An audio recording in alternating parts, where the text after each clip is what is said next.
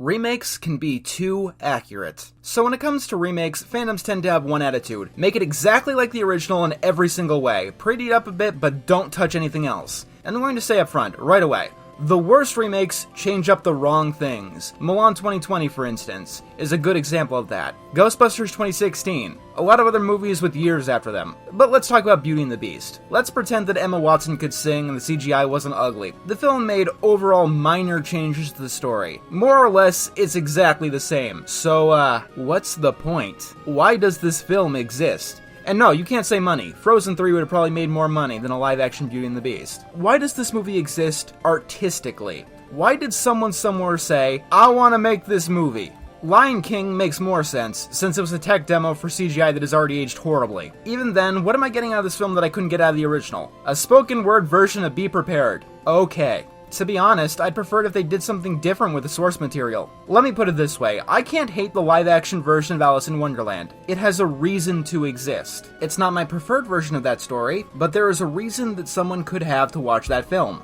I can't imagine that, come 5 years, anyone would have any reason to even care about the live-action Lion King or Beauty and the Beast. And let me be absolutely clear, I do hate it when things change for the worse in remakes. Mulan 2020 is going to be another 2-hour review because it's just an incompetent film that changes things for very bad reasons. I suppose that's a better way of putting this. I believe that you can respectfully change things in a remake. My biggest context for this one is video games. Spyro Reignited, for instance, is my go-to example for a remake that is too accurate. In the original Spyro 2, just the name Fracture Hills can drive even the most upbeat Spyro fan to anger. The game gives you one of the most annoying missions in the entire series, and when you finish it, you can't do its sequel mission because you do not have a certain ability, which you cannot obtain at this part in the game unless you're cheating. So you leave the level, get the ability, come back, and guess what? You need to do that stupid, frustrating mission all over again, because the level resets. And guess what? Despite people complaining about this for almost 20 years, this exact same thing happens again in the remake. It's accurate to the original, but I'd be happy if the game had fucking Atari graphics if they fixed the biggest problem with the original. No, instead of changing that, the change that they chose to make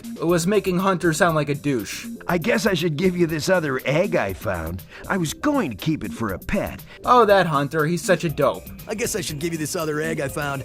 I was gonna keep it for a pet, but... Hunter, you know that dragons have sentience, right? Like I'm standing right here. Like, what if I said that I wanted to have your brother as a pet? Why are you holding dragon eggs hostage until I beat your stupid skating score? Are you in league with the sorceress? I mean, you did release Ripto on Avatar. I'm beginning to think that wasn't an accident. In Ocarina of Time, you're trying to save the world. So, Sheik teaches you these teleportation songs. Once you arrive at the location that you're supposed to teleport to, despite Sheik knowing these songs all along. Like, thanks, Sheik, you couldn't have taught me this before I crossed the desert. No, you waited for me to walk across it, and then you taught me the song that teleports me here after I crossed the desert and had to go through this annoying, stupid stealth mission. On foot. You're an asshole. And guess what? You're still an asshole in the remake where you do the exact same damn thing. I get that it would break the game if Sheik taught you the songs from the Temple of Time, but you couldn't have changed it so the songs would have been like written on a wall or something at the location where they're learned and not imply that Sheik knew them all along and just wanted me to walk here for the hell of it.